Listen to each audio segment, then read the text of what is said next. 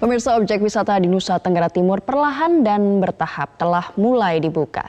Pemerintah pusat telah memberikan keputusan pariwisata di NTT khususnya di Labuan Bajo, Taman Nasional Pulau Komodo pada tanggal 22 Juni 2020 dengan memberlakukan protokol kesehatan guna mencegah persebaran virus corona dari aktivitas kunjungan.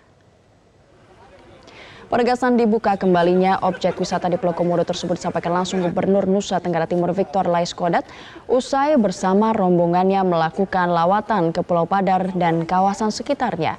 Meskipun demikian ada pembatasan jumlah pengunjung yang masuk ke kawasan Taman Nasional Komodo. Gubernur mendorong masyarakat agar terus produktif guna mendukung kemajuan pariwisata super premium di daerah ini dan juga dalam menyambut digelarnya The Group of 20 atau G20. Sementara itu, Bupati Manggarai Barat Agustinus Dula menyatakan rasa terima kasihnya kepada pihak Balai Taman Nasional Komodo dan pemerintah pusat melalui Gubernur NTT.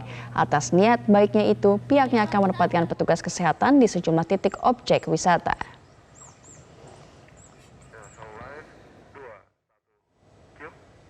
Kementerian Kesehatan telah mengesahkan protokol kesehatan bagi sektor pariwisata. Melalui kebijakan ini, pemirsa, Kementerian Pariwisata dan Ekonomi Kreatif akan mulai membuka kegiatan pariwisata secara bertahap.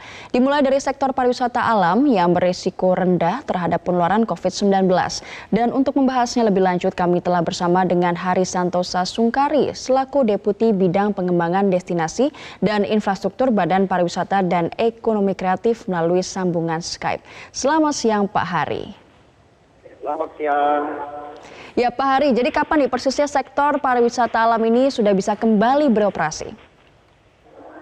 Sejak diumumkan 2 hari yang lalu oleh Kepala Gugus Tugas Pak Doni, lalu Menteri KLH Ibu Siti Nurbaya dan juga Menteri Pariwisata Pak sudah bisa dibuka asalkan mungkin protokol yang sudah ditetapkan oleh Kementerian Kesehatan dan ada di area jauh atau oranye menurut gugus tugas COVID. Oke, protokol pasti harus ada, kita semua harus berhati-hati. Nah, bisa dijelaskan juga ukuran yang harus dimiliki pengelola agar lokasi wisatanya bisa kembali beroperasi? Jadi yang bisa beranjuran kami adalah visitors yang bisa datang adalah sebesar 50% dari kapasitas tempat wisatanya itu. Dan harus menjalankan protokol dengan ketat. Kesehatan, higienis, dan safety. Itu sudah ada di dalam peraturan Kementerian Kesehatan yang sudah diumumkan juga oleh KPK. Jadi silakan tempat-tempat wisata alam termasuk di situ Taman Nasional, Gunung, Bahari, desa wisata semua itu. Dan tentunya kami minta pemerintah daerah berkoordinasi dengan stakeholder yang ada dan juga dengan gubernur. Begitu, Pak. Ya Pak Hari, peraturan sudah ada, lalu kehati-hatian juga harus diterapkan baik bagi pusat wisatanya dan juga bagi para wisatawan yang hadir. Nah, dari pusat bagaimana cara mengawasinya dan apa yang akan dilakukan apabila ini tiba-tiba mungkin terjadi hal-hal yang lepas kendali, misalnya tidak sesuai dengan protokol begitu? Jadi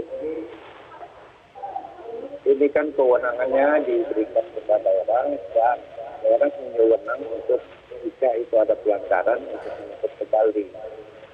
Seperti halnya di beberapa daerah kemarin sudah mencoba membuka mal dan yang melanggar ditutup oleh pemerintah daerah.